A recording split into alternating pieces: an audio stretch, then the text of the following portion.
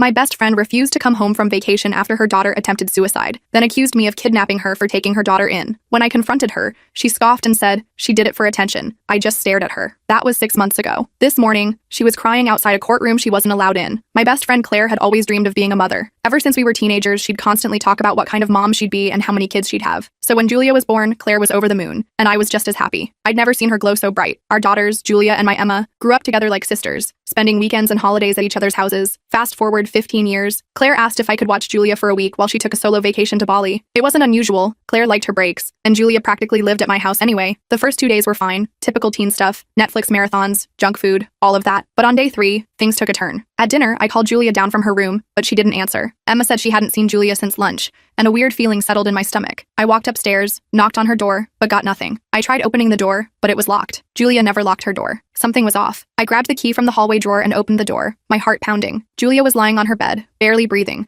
surrounded by empty med bottles and a folded note. My vision blurred as I dialed 911. Emma stood frozen behind me, crying, asking what was happening, but I couldn't find the words. Everything happened fast. The ambulance arrived, and I was answering questions from EMTs while frantically texting a neighbor to watch Emma. On the ambulance ride, I called Claire. She was still at the resort. Through choking sobs, I told her what happened, but instead of sounding even remotely worried, Claire hesitated, then said, "Is it really that serious? Maybe she just wanted attention." I felt my stomach drop. My head spun in disbelief. At the hospital, the doctor explained Julia needed her stomach pumped. I texted Claire immediately. Surely now she'd realize how serious it was. But Claire's next message knocked the wind out of me. Changing flights is $200. It's expensive. Plus, you don't have to go to the hospital every day. That's literally what nurses are for. I stared at my phone, my blood boiling. I wanted to scream, but I knew Julia needed me more than Claire's drama right now. I took off work, used my vacation days, and spent 3 straight nights in the hospital chair beside Julia's bed. One night, she told me she thought Claire didn't love her anymore. She asked why her mom wasn't coming back for her. I didn't know how to respond. I just hugged her, feeling a wave of anger in my chest. Throughout all this, I sent Claire constant updates, photos, and texts, but each response I got back was shorter, colder. Meanwhile, she posted beach selfies, captioning, "Living my best life." It hit me then that the Claire I knew, the devoted mom she always claimed to be, had completely vanished. When Julia was discharged, I prepared a safe, comforting room for her at my place. I tried countless times to talk to Claire about the situation, but she brushed it off every time. Claire finally showed up at my house, a full day after landing, deeply tanned and relaxed. She gave Julia an awkward half-hug, then immediately asked about the luggage she'd left before vacation. As I explained Julia's recovery plan, Claire's eyes darkened, her jaw tightening with every word. Suddenly, Claire snapped. She stood up, accusing me of parenting her child behind her back. Her voice got louder,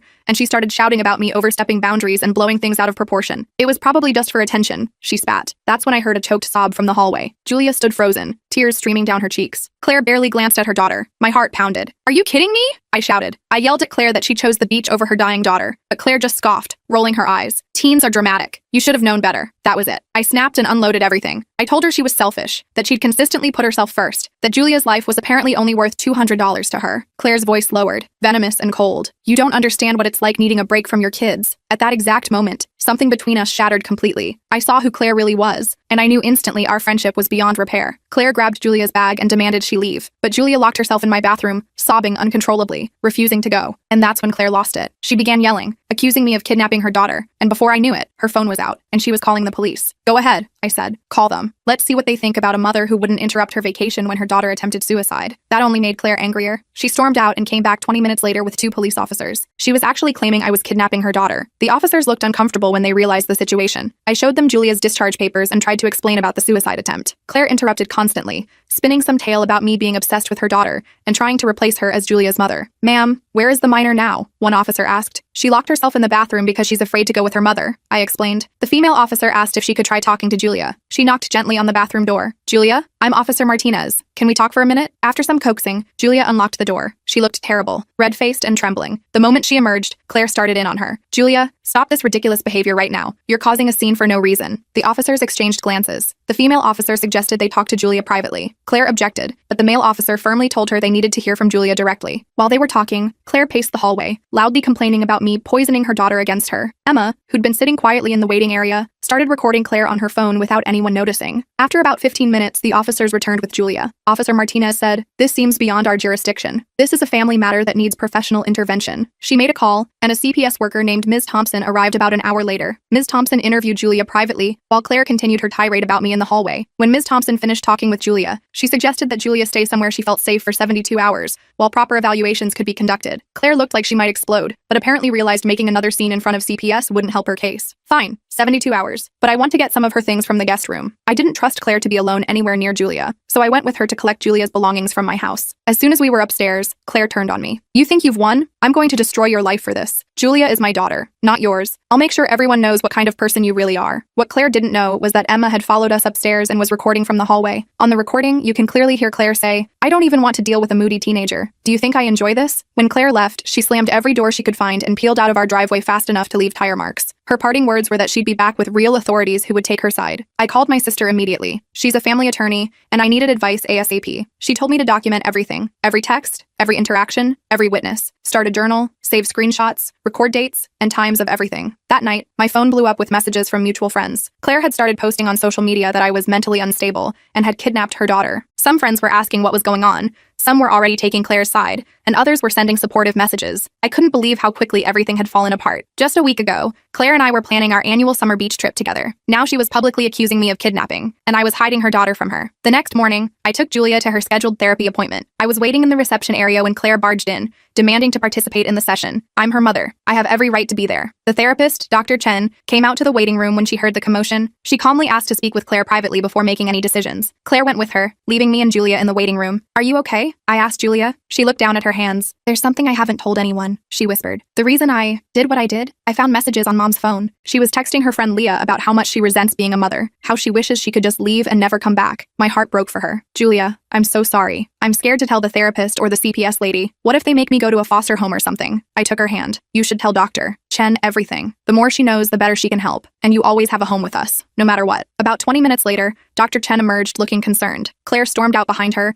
yelling that Dr. Chen was biased and unprofessional. She didn't even look at Julia as she left. Dr. Chen asked to speak with both Julia and me. She recommended continued professional support for Julia and suggested it would be best if Julia remained in a stable, supportive environment, meaning our home, at least temporarily. Back at my house, we got a notice that Claire had filed for an emergency custody hearing. I started to panic, but then Ms. Thompson from CPS called. She explained that Dr. Chen had filed a report expressing serious concerns about Claire's parenting. The emergency hearing had been postponed pending a formal investigation. That should have been a relief, but it just marked the beginning of the battle. Claire started calling and texting Julia constantly, alternating between guilt trips, "I guess you don't love me anymore," and love bombing, "You're my whole world, baby girl." Then she'd switch to messages like, "Stop exaggerating what happened," and "You're making me look bad." Julia showed me all the messages, and I helped her block her mother's number while documenting everything for CPS. It broke my heart to see Julia having to protect herself from her own mother. News about the situation spread through our social circle. Most of our friends were supportive once they understood what had happened, but Claire managed to convince a few people that I was trying to steal her daughter. These friends started calling me and even showing up at my house to talk some sense into me. One afternoon,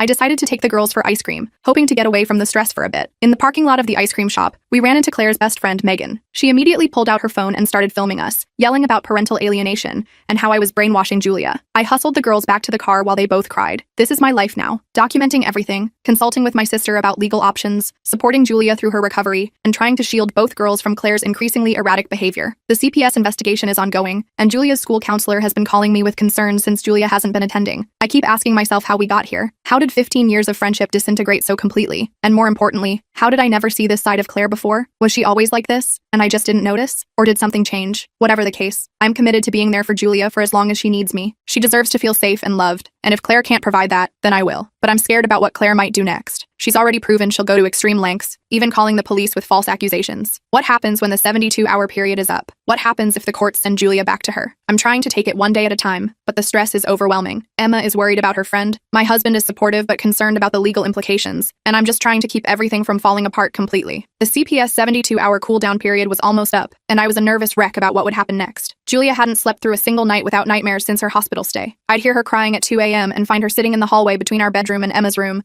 not wanting to wake anyone but too scared to be alone. My husband Rob was amazing through all this, making Julia's favorite pancakes in the mornings and helping both girls with homework to keep some sense of normalcy. The night before the 72 hours were up, Julia had the worst panic attack I'd ever seen. She couldn't breathe, her whole body was shaking, and she kept saying, "Please don't make me go back," over and over. After we finally got her calmed down and back to sleep with Emma keeping her company, Rob and I sat at our kitchen table feeling completely helpless. "What if they make her go back to Claire?" I whispered, not wanting the girls to overhear. "You saw her tonight. She's terrified." Rob squeezed my hand. "We'll figure something out. Your sister's coming tomorrow morning, right? She'll know what to do." My sister Natalie arrived at 7 a.m. sharp the next day, looking every bit the tough attorney in her navy pantsuit. She'd brought a stack of papers and her laptop, turning our dining room into a makeshift law office. She went through everything we'd documented so far and nodded approvingly. "You did good keeping records," she said, reviewing the screenshots of Claire's messages and Emma's recordings. "This will help, but I need to prepare you Family court can be unpredictable. Biological parents get a lot of leeway. Ms. Thompson from CPS arrived at 9 a.m. for a follow-up assessment. She interviewed Julia again, then asked to speak with me and Rob. Her expression was serious but sympathetic. Based on my preliminary investigation and Dr. Chen's report, I'm recommending temporary guardianship be granted to you while we complete a more thorough assessment, she told us. However, Claire has hired an attorney who's fighting this hard. There's going to be a hearing tomorrow. I felt a wave of relief followed immediately by dread about facing Claire in court. As if on cue, my phone buzzed with a text from Claire. Hope you enjoyed playing mommy. See you in court tomorrow. The rest of the day was a blur of preparation. Natalie coached Julia on what to expect if the judge wanted to speak with her. Rob took Emma to his parents' house. We decided it was better if she wasn't around for the stress of the hearing. I could barely eat or sleep, my mind racing with worst-case scenarios. The family court was smaller than I expected, more like a conference room than the dramatic courtrooms you see on TV. Claire was already there when we arrived, sitting beside a slick-looking attorney in an expensive suit. She didn't acknowledge us, just stared straight ahead with a slight smirk on her face. Julia gripped my hand so tight it hurt. I could feel her trembling next to me. Natalie kept a reassuring hand on her shoulder as we took our seats. The judge was an older woman named Judge Patel with reading glasses and a no-nonsense expression. She reviewed the case file for what felt like forever before addressing the room. I've reviewed the reports from Child Protective Services and Dr. Chen, as well as the hospital records, she said. I'd like to speak with Julia privately in my chambers. Claire's attorney immediately objected, claiming I had coached Julia. The judge overruled him and led Julia away. Those 15 minutes were the longest of my life. Claire kept glaring at me from across the room while her attorney whispered to her. When they returned, Julia looked drained but somehow calmer. Judge Patel adjusted her glasses and addressed the court. Based on all evidence before me, including my conversation with Julia, I'm granting temporary guardianship to Mr. and Mrs. Reynolds for a period of 30 days, during which time a complete family assessment will be conducted. Claire gasped audibly. Her attorney started to object, but Judge Patel wasn't finished. Mrs. Davis will have supervised visitation twice weekly at the Family Services Center. Additionally, I'm ordering Mrs. Davis to complete a psychological evaluation and attend parenting classes before the next hearing. Claire stood up, her face red. This is ridiculous. She's my daughter. Mrs. Davis, control yourself or I'll hold you in contempt, Judge Patel warned. This temporary arrangement is in your daughter's best interest until we can fully assess the situation. The look Claire gave me as we left the courtroom was pure hatred. She brushed past Julia without a word and stormed out, her attorney rushing after her. In the parking lot, Julia collapsed against me in tears, but they were tears of relief. I don't have to go back, she kept saying. I don't have to go back. Not for at least 30 days, Natalie clarified gently.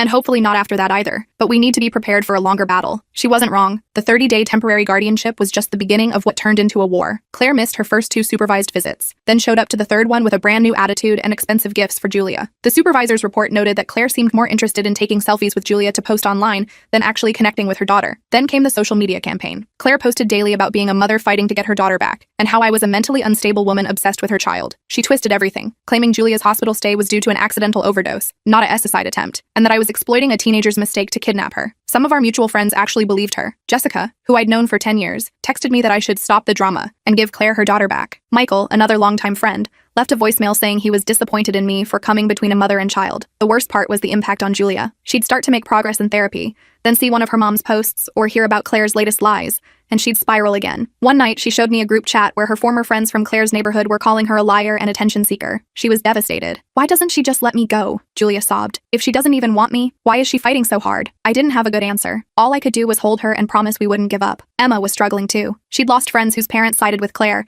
and she was dealing with nasty comments at school. But she stayed fiercely loyal to Julia, even getting suspended for a day after confronting a kid who was spreading rumors about Julia's fake suicide attempt. 3 weeks into the temporary guardianship, Claire escalated things again. She showed up at Julia's therapy appointment, creating such a scene that security had to escort her out. That same day, someone keyed my car in the office parking lot with the word thief scratched into the driver's door. I couldn't prove it was Claire, but the timing wasn't exactly subtle. Rob was getting worried about security. He installed cameras around our house and changed the locks after Julia mentioned that Claire had a spare key from when she would house sit for us years ago. It felt paranoid, but necessary. The 30-day review hearing approached quickly. Ms. Thompson had completed her assessment and recommended extending my guardianship for at least 6 months. Dr. Chen provided a strong report about Julia's progress in therapy and the damage that would be done by forcing her to return to Claire's custody. We felt cautiously optimistic. Then, 2 days before the hearing, we were blindsided. Claire's attorney filed an emergency motion claiming Julia's father Mark wanted custody. This made no sense. Claire had always told us Mark abandoned them when Julia was a baby and wanted nothing to do with his daughter. Julia had never even met him. Natalie was furious. This is a delay tactic, she explained. They know they're losing, so they're throwing in a complication to buy time. The judge postponed the hearing by 2 weeks to investigate the father's claim. I was beside myself with frustration, but Natalie saw an opportunity. If Mark really is in the picture, maybe we should talk to him, she suggested. Claire's painted him as the villain for 15 years, but what if that's not the full story? Julia was hesitant but curious about the father she'd never known. With her permission, Natalie hired a private investigator who tracked down Mark Hansen in a town about 3 hours away. He was remarried with 2 young kids and worked as an architect. Nothing about him matched Claire's description of a deadbeat who abandoned his family. I was nervous about contacting him. What if he was terrible, or wanted nothing to do with Julia? But we needed to know the truth. Natalie called him first, explaining the situation professionally. To our surprise, Mark asked to video chat with all of us that same evening. When his face appeared on the screen, I was struck by how much Julia resembled him. Same green eyes, same chin. He looked nervous, but eager. "Julia," he said, his voice catching. "I can't believe it's really you." Julia was speechless, staring at the father she'd never met. I squeezed her shoulder supportively. Mark explained his side of the story, and it was nothing like what Claire had told us. He and Claire had dated in college, and she got pregnant unexpectedly. They tried making it work, but split up when Julia was 2. He paid child support and had regular visitation until Julia was 4. Then Claire got a job opportunity in our city and moved 200 miles away. She promised we'd work out a new visitation schedule, Mark explained. But then she started making excuses. Julia was sick, she had plans, the timing wasn't good. Eventually, she stopped answering my calls completely. He'd hired an attorney and fought for visitation, but Claire kept changing addresses and jobs. He sent birthday and Christmas gifts that were never acknowledged. When Julia was 7, he received a cease and desist letter from Claire's attorney claiming his harassment was causing Julia emotional distress. The letter said Julia was afraid of me and didn't want contact, Mark said, his voice breaking. "I didn't want to traumatize my daughter, so I backed off. I kept paying child support through the state system, but Claire made it clear I wasn't welcome in Julia's life." He showed us a box of returned letters and cards he'd sent over the years. He'd kept track of Julia through distant mutual friends and social media, always hoping she might reach out when she was older. Julia was crying quietly beside me. "She told me you left because you didn't want a kid," she said. "She said you never paid child support or sent birthday cards." Mark shook his head sadly. "I never stopped trying, Julia. I never stopped loving you." It was a lot for Julia to process. After the call, she shut herself in her room for hours. When she finally came out, her eyes were puffy from crying, but she seemed stronger somehow. "I want to meet him," she said decisively. "In person." Mark drove down that weekend. The meeting was awkward at first. How could it not be? But watching them together, seeing the same mannerisms, the same way they both talked with their hands when excited, was remarkable. Mark brought photo albums of Julia's early years and his side of the family she'd never known about. Julia discovered she had 2 half-siblings, a stepmother named Karen, who was a high school art teacher, and grandparents who'd been keeping gifts for her birthday every year, hoping to give them to her someday. While they were getting to know each other, I stepped outside to give them privacy and found a notification on my phone. Claire had posted a photo of herself looking sad next to a picture of Julia as a toddler, with the caption, "Missing my baby girl who was manipulated into thinking I'm a bad mother. Now her father who abandoned us is pretending to care after 15 years of absence. Money changes people." I wanted to throw my phone across the yard. The audacity of her lies was unbelievable. But then Rob showed me something else. Claire's story was starting to unravel publicly. Former classmates of Claire and Mark were commenting on her post with their memories of what actually happened. Mark's sister had posted counter evidence showing the child support payments and returned gifts. Claire's carefully constructed narrative was falling apart. The extended custody hearing finally arrived. Mark attended, not to seek custody himself, but to support Julia's desire to stay with us, while he gradually built a relationship with her. His testimony about Claire's parental alienation clearly impacted Judge Patel. Claire's attorney tried to paint Mark as an opportunistic absent father, but the evidence of his efforts to stay connected was overwhelming. The real bombshell came from an unexpected source. Claire's current boyfriend Taylor showed up to testify. Claire looked shocked to see him there. Clearly, she hadn't anticipated this. Taylor testified that Claire had confessed to him that she deliberately kept Julia from her father and had been using her daughter primarily for social media content about being a dedicated single mom. Claire completely lost it in the courtroom, screaming that Taylor was lying because she dumped him. Judge Patel had to threaten her with contempt of court again to restore order. When the dust settled, Judge Patel extended my guardianship of Julia for 6 months, with Claire limited to supervised visitation once a week. She also granted Mark visitation rights and ordered family therapy for all parties involved. Claire was required to complete parenting classes and individual therapy before the court would reconsider her custody position. Outside the courtroom, Claire stormed up to me, her face twisted with rage. "This isn't over," she hissed. "You've turned everyone against me, but I'll get my daughter back." Mark stepped between us. "Claire, that's enough. This isn't about you versus Sarah. It's about what Julia needs right now." Claire ignored him, focusing her fury on me. "You think you're so perfect. Such a great mother. I'll make sure everyone knows the truth about you." Taylor, who was still nearby, pulled Claire away before security needed to get involved. I was shaking as we left the courthouse, but Julia looked calmer than she had in weeks. She'd stood up to her mother in court, telling Judge Patel clearly that she didn't feel safe with Claire and wanted to stay with us. It had taken tremendous courage. Life settled into a new normal for a few weeks. Julia continued therapy twice weekly. She started visiting Mark and his family on occasional weekends, building a relationship gradually. She even returned to school part-time, with a modified schedule and support from the school counselor. Claire, meanwhile, attended exactly 1 parenting class before dropping out. She skipped her first 2 supervised visits with Julia, then showed up to the 3rd one smelling of alcohol, causing the supervisor to end the visit early. She continued her social media campaign, but was getting less and less sympathy as more people learned the truth. I thought things were finally calming down until I got a call from the school one afternoon. Julia had received dozens of text messages from unknown numbers calling her horrible names and telling her to just finish the job right this time. Someone had distributed her phone number and encouraged this targeted harassment. The school counselor had found her having a panic attack in the bathroom. I rushed to pick her up, and we went straight to the police station to report the cyberbullying. The officer was sympathetic but not optimistic about tracing anonymous texts. He took screenshots of everything and filed a report, suggesting we change Julia's phone number immediately. That night, while Julia was finally sleeping with the help of anxiety medication Dr. Chen had prescribed, I sat in the kitchen with Rob trying to figure out our next steps. That's when Emma showed me something disturbing she'd found online. A fake profile of Julia had been created, supposedly confessing that she'd made up the suicide attempt for attention and saying horrible things about herself. Mom, I think Aunt Claire made this, Emma said quietly. She'd started calling Claire Aunt Claire, instead of just Claire only recently, as if trying to create distance from someone she'd once loved. Look at these phrases: seeking attention, and causing drama for no reason. That's exactly how she talks. She was right. It was Claire's language, Claire's accusations, just put into Julia's mouth. We reported the fake profile and got it taken down, but the damage was already spreading through Julia's social circles. The next day, Julia didn't want to get out of bed. I didn't push her. She'd been through enough. I called her therapist, who suggested an emergency session that afternoon. I was working from home to keep an eye on her when someone started pounding on our front door. It was Claire, looking disheveled and angry. I opened the door just enough to talk to her, keeping the security chain on. Where is she? I know she's here. I want to see my daughter now, Claire demanded. Claire, you know you only have supervised visitation. If you want to see Julia, you need to schedule it through family services. That's bullshit and you know it. You've poisoned everyone against me. Julia, Mark, even Taylor. You've ruined my life. I tried to remain calm. Claire, please leave. You're violating the court order by being here. I'm not going anywhere until I see Julia. She tried to push the door open, but the security chain held. I'm calling the police, I warned her. Go ahead, call them. They can't keep a mother from her child forever. I closed the door and immediately dialed 911. Claire continued pounding and shouting. Upstairs, I could hear Julia crying.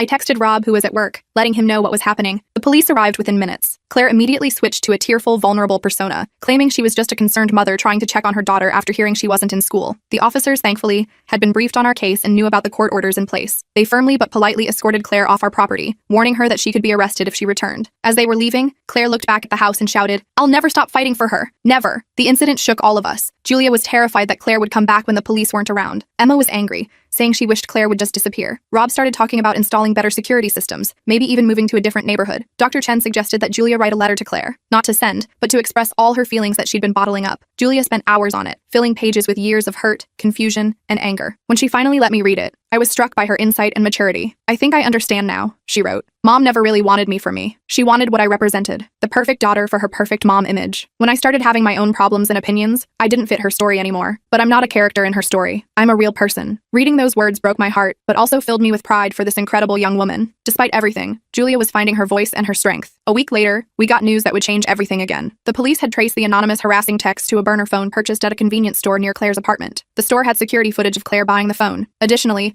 Taylor had provided the police with messages where Claire discussed her plans to make Julia regret choosing Sarah over me and teach her a lesson about loyalty. Claire was arrested for cyberbullying, harassment, and violating the restraining order. She was released on bail the next day, but the damage to her case was irreparable. Her lawyer withdrew, and the court suspended even her supervised visitation pending criminal proceedings. The news spread quickly through our community. Former friends who had sided with Claire now reached out to apologize to us. Julia received supportive messages from classmates who had previously believed the rumors about her. The tide had turned completely. Mark invited Julia to spend a weekend with his family, a big step that she was finally ready for. Watching her pack her overnight bag with excited nervousness reminded me that despite all the trauma, she was still just a teenager with normal teenage emotions. I felt a pang of sadness, wondering if this was the beginning of her moving on from us, but I quickly pushed that thought aside. This was what healing looked like. The weekend with Mark went surprisingly well. Julia came home with stories about her half-siblings, aged 7 and 9, who apparently thought their big sister was the coolest person ever. She'd helped her stepmother Karen with an art project, and discovered they shared a love of photography. Mark had taken her hiking to his favorite spot overlooking the valley, something they discovered they both enjoyed. "It's weird," Julia told me as I helped her unpack. "Being there feels both totally new and somehow familiar at the same time. Like, Mark has some of the same habits I do. We both organize our books by color instead of author, and we both hate the crusts on sandwiches. Biology is pretty amazing that way," I said, folding her sweater. "How do you feel about everything?" Julia sat on her bed, thoughtful. "I'm still processing it all. I keep thinking about all the years I believed Mom's lies about him, all the birthdays and holidays we could have shared. It makes me angry but also sad. Like, what kind of mother keeps a kid from their dad who actually wants to be involved?" I didn't have a good answer. Claire's behavior defied logical explanation. The next morning, I was making breakfast when Julia came downstairs looking troubled. She handed me her phone, showing me a text from an unknown number. "Hope you enjoyed playing Happy Family with Mark. Don't forget who your real parent is. This isn't over." My stomach dropped. "When did you get this?" "Late last night. I didn't want to worry you then." I immediately called Natalie, who advised us to report it to the police as another violation of the restraining order. The officer who took our report seemed frustrated that Claire was continuing to harass Julia despite her pending charges. "We'll add this to her case file," he promised. In the meantime,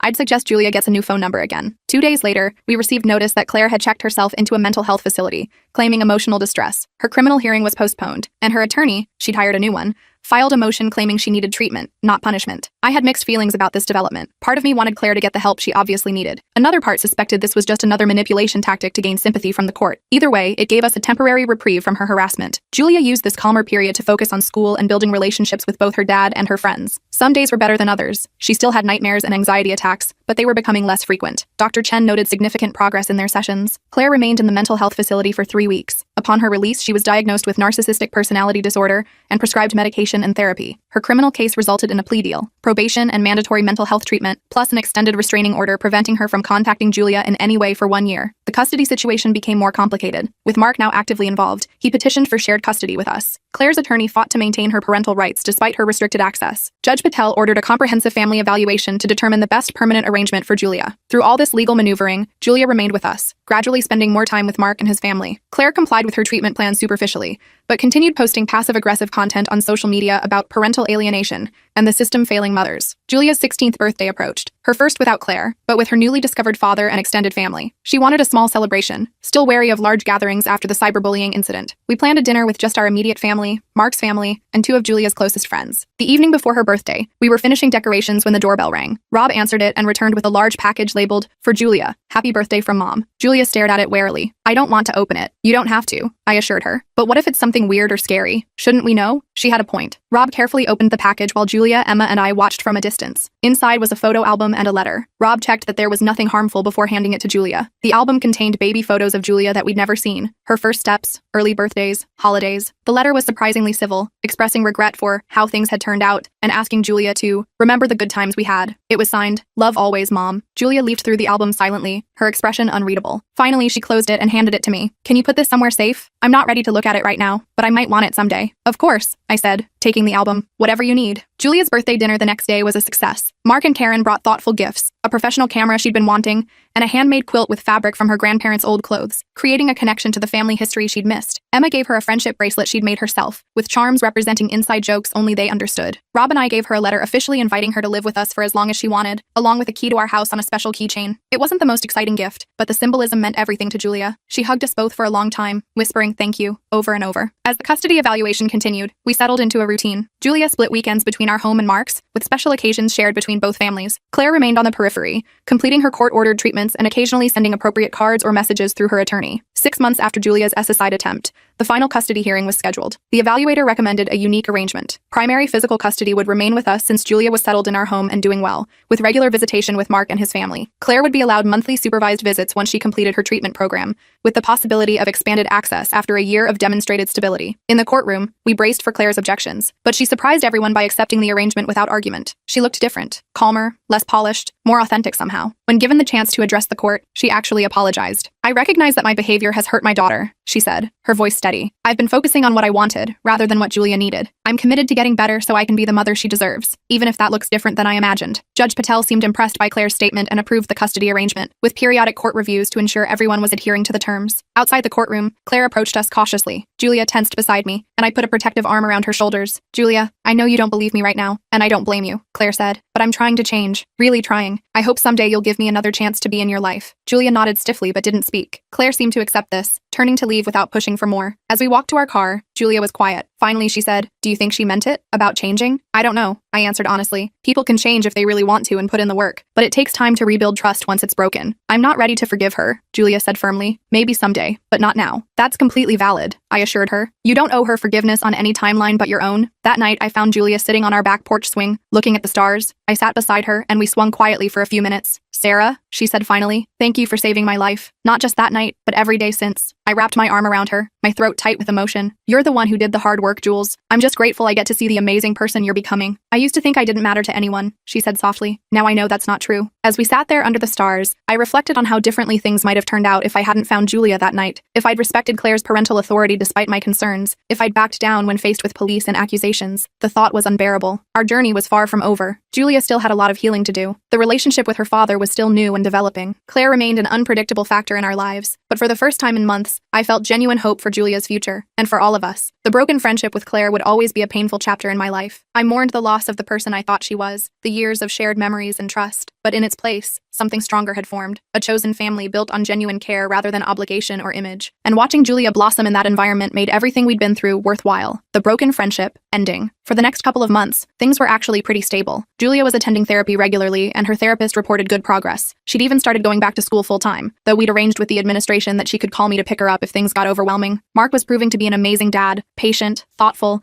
and totally committed to building a relationship with Julia at her pace, but I should have known Claire wouldn't stay quiet for long. Right after winter break, Julia came home from school looking upset. Apparently, Claire had created a whole Mother's Rights Facebook group specifically about our situation. She'd recruited some moms from Julia's old neighborhood and was posting daily about being separated from her child by a manipulative friend. The worst part was she'd posted old photos of Julia without permission, including some from her hospital stay. How did she even get those? Julia asked, her hands shaking as she showed me her phone. I never gave her permission to share these. I called Natalie immediately, and she helped us file a complaint for violation of the restraining order and unauthorized use of Julia's images. But the damage was already spreading online. Some of Claire's followers had found Julia's social media and were sending her nasty messages about being ungrateful to her mother. We thought we'd have to fight this new battle, but something unexpected happened. One of the moms in Claire's group, a woman named Diane, reached out to me privately. She'd joined thinking she was supporting a wronged mother, but after seeing some inconsistencies in Claire's stories, she'd done some digging. I found the court records, Diane wrote, and they don't match what Claire's telling everyone. I confronted her about it, and she went ballistic, accusing me of betraying her. I think several people are starting to see through her act. Sure enough, within days, Claire's support group imploded. Several members posted public apologies to Julia after discovering they'd been manipulated. Claire took down the entire group and went suspiciously quiet online. Do you think she's finally giving up? Rob asked hopefully one night after the girls had gone to bed. I shook my head. I don't think Claire knows how to give up. She's just regrouping. I was right. 2 weeks later, Julia came to me with another concerning development.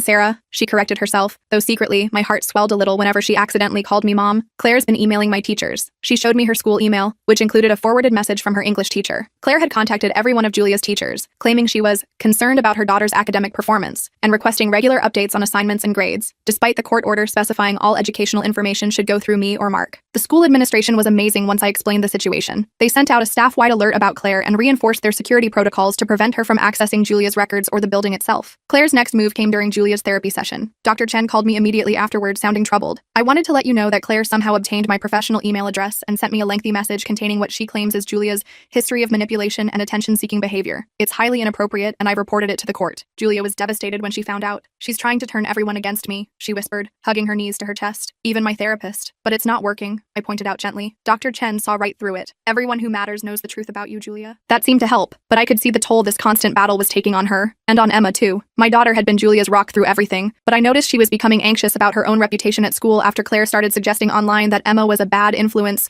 who encouraged Julia's rebellion. I found Emma crying in her room one night after seeing posts where some parents questioned whether their kids should hang out with those troubled girls from the Reynolds house. I sat on her bed and pulled her into a hug. I'm so sorry, sweetheart. This isn't fair to you. Emma wiped her eyes. I don't care what those stupid parents think. I just hate seeing Julia hurt over and over, and I'm scared about what Claire might do next. I was scared too, though I tried not to show it. I was also exhausted. Between work, legal issues, supporting both girls, and trying to maintain some semblance of a normal household, I was running on fumes. Rob was picking up tons of slack, but he was tired too. That's when Mark stepped up in a way I hadn't expected. He adjusted his work schedule to take Fridays off so he could help with school pickup and appointments. He started having Julia and Emma over on those afternoons, giving Rob and me a few hours to catch our breath each week. His wife Karen even dropped off homemade meals a couple times, saying simply, "We're family now. This is what family does." Just as I thought we might be finding a sustainable rhythm, the court scheduled a review of Claire's supervised visitation. There was a possibility they might expand her access if she'd complied with all requirements and shown improvement. 3 days before the review, Julia came to me in tears, showing me her phone. She'd received dozens of texts from unknown numbers with messages like lying bitch and attention whore,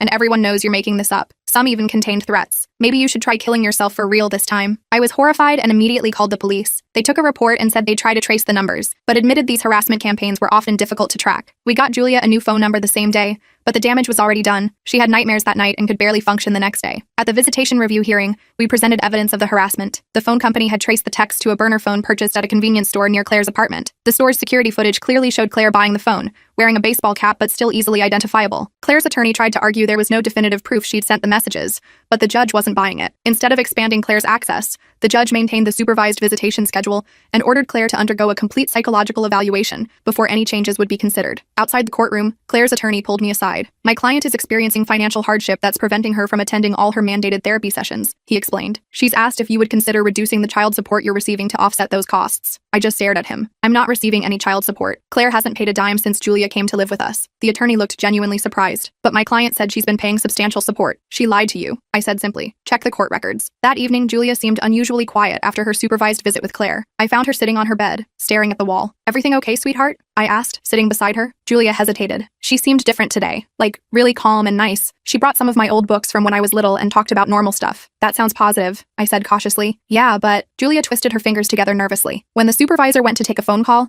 Mom leaned over and whispered that she knows I'll come to my senses soon and that I'd regret betraying her if I didn't. My heart sank. Did you tell the supervisor? Julia shook her head. Mom was smiling the whole time, like she was saying something sweet. It would have been my word against hers. I scheduled an emergency session with Dr. Chen the next day. During the appointment, she suggested that Julia document specific instances of Claire's manipulation and threats for the court. I know it's difficult, Dr. Chen told her, but creating a clear record of these behaviors is important. Julia agreed but found the process incredibly triggering. Just writing down some of the things Claire had said and done over the years brought back nightmares and anxiety attacks. We created a system where she'd write for 20 minutes, then take a break with either Emma or me nearby for support. Even with these precautions, it was grueling work. What emerged from Julia's documentation was a pattern we hadn't fully understood before. Whenever Julia had shown independence or formed close friendships, Claire had found ways to sabotage them. She'd accidentally schedule family events when Julia had friend gatherings. She'd tell Julia that friends had said negative things about her behind her back. She'd even called the parents of Julia's friends to suggest their children might be negatively influenced by spending time together. Meanwhile, Claire's psychological evaluation was completed and submitted to the court. Her attorney immediately filed a motion to have it sealed, claiming it contained private medical information irrelevant to the case. We waited anxiously for 2 weeks before the judge ruled that portions relevant to parenting capacity would be disclosed. The unsealed sections were disturbing. The psychologist noted concerning narcissistic patterns and specifically recommended against unsupervised parenting time, stating that Claire viewed Julia as an extension of herself rather than a separate individual with legitimate needs and feelings of her own. Claire's response was to fire her attorney and claim the psychologist was biased against mothers. The court appointed a guardian ad litem, essentially an independent investigator focused solely on Julia's best interests, to assess the situation from all angles. Linda, the guardian ad litem, was thorough and fair. She interviewed everyone in both households, spoke with Julia's teachers and therapist, and reviewed all the documentation we'd gathered. During her home visit with Claire, she spent over 2 hours talking with her. Claire was very different with Linda than she is with us, Julia said after her own interview with the guardian. She was like super mom of the year, all concerned and warm and stuff. I tried not to worry that Linda might be fooled by Claire's performance, but it was hard. So much depended on her assessment. Then something unexpected happened. One of Claire's friends, a woman named Patricia, who'd initially been hostile toward me, reached out asking to meet for coffee. I was suspicious but agreed to meet in a public place. Patricia fidgeted with her coffee cup for several minutes before finally speaking. Claire asked me to lie to the guardian, she blurted out. She wanted me to say I'd witnessed all these perfect mother-daughter moments between her and Julia over the years, but I can't do it. Not anymore. She explained that Claire had coached her on exactly what to say,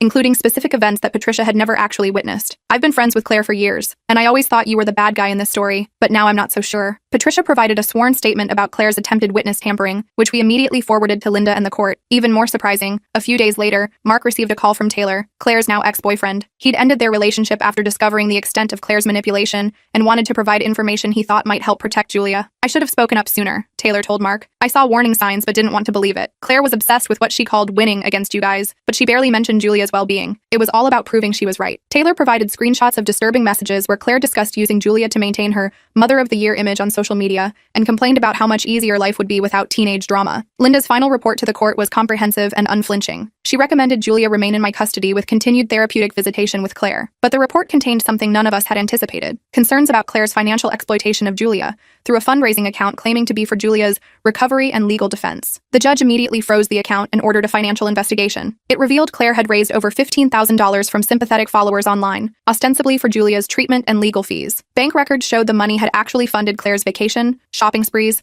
and legal representation. The court ordered Claire to repay all fraudulently obtained funds and barred her from using Julia's name or image online for any purpose. When news of the financial exploitation spread through our community, public opinion finally shifted decisively in our favor. With her reputation crumbling, Claire made a show of recommitting to her court-ordered therapy and parenting classes. Her new therapist reported she was attending sessions but showed minimal engagement or insight. The court maintained all supervision requirements despite Claire's protests that she was doing everything asked of her. As Julia's 17th birthday approached, we wanted to make it special. She'd made remarkable progress in therapy and had even joined an art group for teens dealing with trauma. 2 weeks before her birthday, Claire filed an emergency motion demanding to be included in any celebration as her maternal right. The judge not only denied Claire's motion but reprimanded her attorney for abusing emergency proceedings. Still, Julia worried Claire might show up anyway and ruin the day, so Mark suggested hosting the celebration at his house in the neighboring state. The party was perfect, just friends and family, good food, and no drama. Julia seemed genuinely happy, laughing with Emma and her half-siblings, showing Karen her latest art project, and looking more relaxed than I'd seen her in over a year. When we returned home that evening, we found dozens of boxes stacked on my front porch, all labeled Julia's childhood. Inside was mostly junk, broken toys, stained clothes, even some trash. Clearly Claire's attempt to insert herself into the day, even from a distance. Classic mom, Julia said, sighing as we sorted through the mess. Always has to remind everyone she exists. As the school year progressed, Julia started talking about college. She wanted to visit some art schools on the East Coast, which would require adjusting the custody agreement for out-of-state travel. We filed the appropriate motions months in advance, anticipating Claire's opposition. Sure enough, Claire fought the college visit request, claiming Julia was too emotionally fragile to travel far from home. The guardian ad litem strongly disagreed, noting Julia's excellent academic recovery and emotional growth. The judge not only approved the college visits but praised Julia's resilience in court, making her blush with pride. During their third college visit, Julia received multiple calls from an unknown number,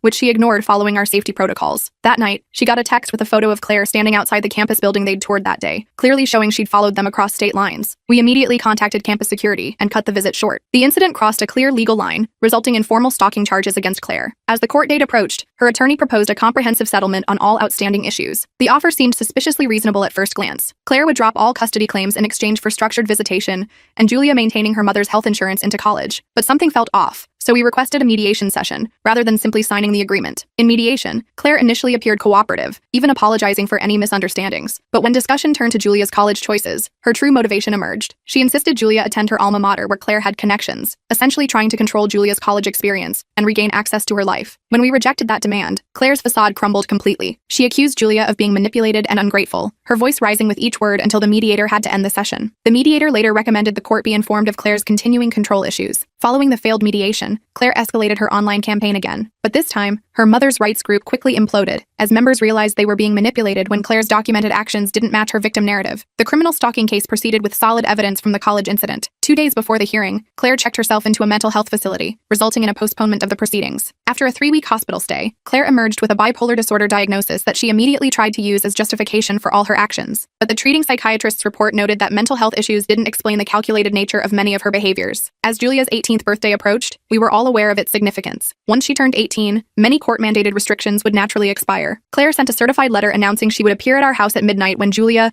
legally became an adult and could make her own choices without interference. We obtained an extended restraining order based on the continuing pattern of harassment and Julia's legitimate fear for her safety. But at 12:01 a.m. on Julia's birthday, Claire pulled up outside our house anyway, honking and shouting that she had a right to see her adult daughter. I called the police while Mark, who'd come over for backup just in case, stood at the door ensuring Claire couldn't enter. When officers arrived, Claire actually handed them a document she claimed was a court order granting her access. The officers quickly identified it as fraudulent and warned her about potential criminal charges for creating false legal documents. The fake court document incident resulted in formal charges. Rather than another lengthy court battle, the prosecutor offered a plea deal including mandatory psychiatric treatment and a 5-year restraining order. At the hearing, Julia delivered a powerful victim impact statement that left everyone in the courtroom emotional. "My mother has always seen me as an extension of herself, not as my own person," she said in a clear, steady voice. "When I didn't reflect the image she wanted, she tried to break me rather than accept me. But I hope someday she gets the help she needs, not just for my sake, but for hers." The judge commended Julia's maturity while accepting the plea deal with additional monitoring requirements. With legal matters finally concluded, Julia focused on her future. She applied to several art schools, struggling a bit with essay questions about family and challenges, but ultimately crafting honest responses that showcased her resilience. College acceptance letters started arriving in spring, with Julia receiving scholarships to 3 schools, including her top choice. The excitement was briefly tempered when we learned Claire had contacted the admissions office claiming Julia's applications contained fraudulent information, but the school quickly dismissed these allegations after we provided documentation. Julia chose a school 4 hours away, close enough to visit regularly, but far enough to feel independent. During orientation, she connected with the school's counseling center and student support services, establishing safety nets before classes even began. 2 weeks before move-in day, Claire sent a seemingly heartfelt letter apologizing and asking to meet just once before Julia left for college. But the letter contained subtle manipulations we'd learned to recognize, and Julia declined the meeting while acknowledging the apology. On moving day, as we packed the car with Julia's belongings, we spotted Claire's car parked down the street. Mark drove ahead to ensure she didn't follow us to campus, while I stayed with Julia, refusing to let Claire taint this milestone. After getting Julia settled in her dorm room, I found it hard to say goodbye. This wasn't how I'd imagined sending a child to college. All the complicated emotions of a normal send-off, plus the extra layer of protectiveness I felt toward this girl who'd become like my own daughter. "I'm going to be okay," Julia assured me, recognizing my hesitation. "I know what healthy relationships look like now, thanks to you and Rob and Mark and Karen. And you'll call if you need anything? Anything at all? I promise," she said, hugging me tight. "You're my family. That doesn't change because I'm in college." During her first month at school, Julia discovered Claire had somehow found her address and sent a package of childhood items. Campus security implemented mail screening and provided extra monitoring of her residence hall, but Julia handled the situation with remarkable composure. By Thanksgiving, when Julia returned home for the break, she seemed more confident and independent. She was thriving academically and had made several friends, including her roommate Casey, who came home with her for the holiday. An unexpected card arrived from Claire with news she'd moved to another state and was finally finding peace. Now, 2 years later, Julia is flourishing in college with a 3.8 GPA and a fantastic group of friends. She still sees a therapist occasionally, but mostly to process normal college stresses rather than trauma. She spends breaks and holidays alternating between our house and Mark's, with Emma visiting her at school whenever possible. She still receives occasional messages from Claire, who seems to have finally accepted the boundaries Julia has set. The messages are more respectful now, though they always contain hints of what their relationship could be. Julia maintains minimal contact on her own terms, not out of obligation, but as part of her own healing journey. Last week, Julia called with exciting news. Her artwork had been selected for a prestigious student exhibition. They want me to bring family to the opening, she said. So I need you, Rob, Emma, Dad, Karen, and the kids there. You're all my family. We wouldn't miss it for anything, I promised. The broken friendship with Claire will always be part of our story. The pain of losing someone I'd once considered a sister runs deep, and I sometimes still catch myself missing the person I thought she was. But what we've gained in return, this chosen family built around Julia's well-being, is more meaningful than I could have imagined. I watch Julia now, confident and thriving, pursuing her dreams without fear. I see Emma, whose unwavering loyalty to her friend taught her more about courage than any lesson could. I see Mark and his family, who opened their hearts to the daughter they'd been separated from. And I know that while blood might determine biology, true family is built through love, respect, and being there when it matters most.